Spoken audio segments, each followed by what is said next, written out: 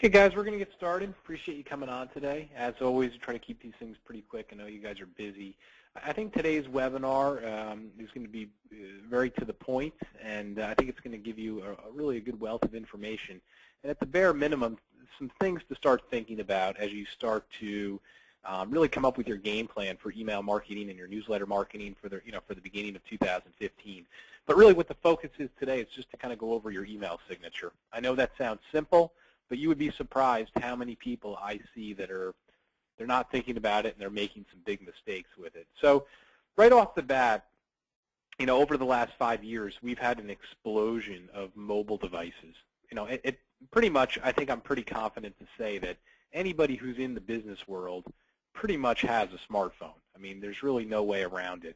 And one fact that I found pretty interesting, I got it from Google, as of July 1st, 65% of all emails are actually read via a mobile phone. And I read this really good article that said people will be sitting at their computers and they'll see an email come into Outlook and they'll see the same email hit on their phone. They tend to go to their phone to read it. I don't personally do that, but it's amazing that I guess there's been some study groups and that they found that that's happening. So what does that mean? What that means is that we have to assume that pretty much, almost 2/3 of everyone reading our email, they're going to be reading them on a smartphone.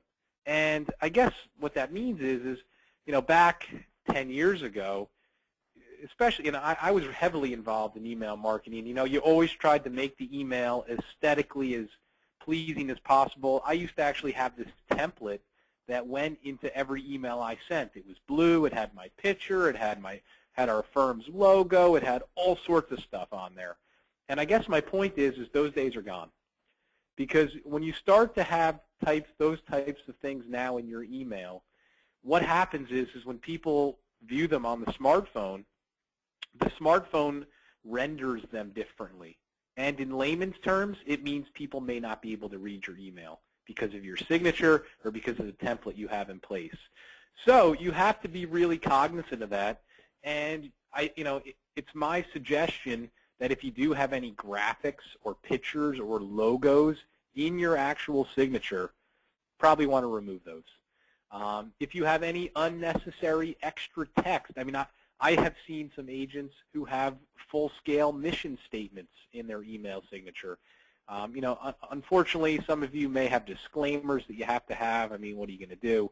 But I guess my point is when you have these types of things in your email signature, one, like I said, it may not render consistently on every smartphone. So it could actually scatter your actual email.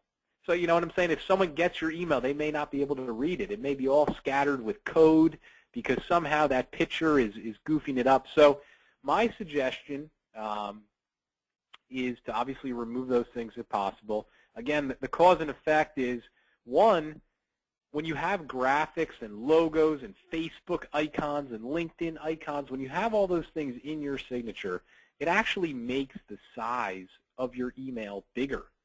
And what happens is the bigger your email, the more likely that these email servers flag it as spam. And I was actually having this problem with some stuff I was designing for one of my companies where there was kind of some automated responses, and the clients weren't getting the automated responses because of the size of the automated response. Or at least like 40% of the people weren't getting them. And it's a nightmare. You don't want to have those situations where you're not sure why people aren't getting your emails. So my point is it always starts with the size of the email, and obviously the things that make the size of the email bigger are graphics, pictures, logos, all that kind of stuff. And again, it can distort how the email looks on a mobile device. So my first suggestion, before you go crazy and panic, maybe you have a few buddies. Maybe someone who has an iPhone 5, somebody who has an iPhone 6, maybe someone who has a Motorola, just different versions. And, send emails to them and sit there with them and look how your email renders. Does it look perfect? Well, first off, I bet you it looks different on all three of them because that's technology for you. It wants to make you pull your hair out. But my point is just kind of do a test and see how it looks. You may be surprised. What I suggest is keep it kind of simple. Business professional, have your name, have your title, have your phone number. I mean, I think at this day, you don't have to have your fax number. How many people are really faxing you? Have your email address, and obviously have your website. And, for those of you guys that are a little bit more creative, there's no shame in having your Facebook page or having, kind of a landing page on there. Just make sure you set up a hyperlink. And we did have a webinar about 4 weeks ago about hyperlinking, and it's really very easy. All you have to do is, type in what you want the text to say. So it could say, connect on LinkedIn, right? And all you have to do is highlight that text and right-click on it and select hyperlink. And, as we talked about in the webinar, there's kind of two places. One, you want to put the address. So this is going to be your LinkedIn address. And up here is the text. So when you set up a hyperlink, and you should have this feature on Outlook, you should have it on Microsoft Word, it really should be pretty easy to set up. So obviously you would just kind of type in, or certainly copy and paste your LinkedIn address, and I'm just going to type in linkedin.com for now. But when I do that, you'll see that now it has hyperlink to turn blue, and that means basically what a hyperlink is if somebody clicks on it, boom, that website will open up. It kind of saves it. It's very size friendly. It's not going to be large because it's just, again, a link out of a link, but it can keep the signature professional, and it can kind of should be clickable on a mobile device, on an iPad, all that stuff. So again, these are just some things to consider and focus on, because I do know a lot of you guys have some pretty big things on there. So obviously the next question, and I see it coming in, is, well, how do I remove all this stuff? How do I edit my signature? And unfortunately, it's different depending on what email you use.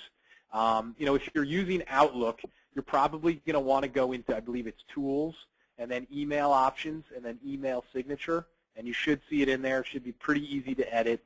And again, it can be different if you're using Gmail or Yahoo or AOL. So I don't have a million examples to review with everybody, but I think it's a healthy practice anyway to go in there, take a look at what's set up, and update it, because again, it can have an impact. And unfortunately, these percentages, as I mentioned, 65% of all emails being read on mobile devices. From what I'm told, that's going up 10% every year. It's crazy.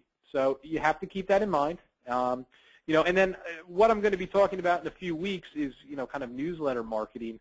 All of that's changing. Just like I said, it all goes hand in hand with this stuff. Back in the day, big agencies used to make really beautiful, creative newsletters. A lot of content, a lot of stuff on there. Problem is now, how do those render when someone's looking at it on a smartphone? Does somebody even bother to read the newsletter? So these are things we have to start to consider. We need to kind of think about, and we have to kind of upgrade our technology to be consistent with, to get the results and to kind of stay ahead of the curve. Anyway. So I appreciate your time, guys. Hopefully this was helpful. I will send everyone this YouTube, and I will send everyone the hyperlinking YouTube too if you need that. Talk to you soon. Have a great week. Bye-bye.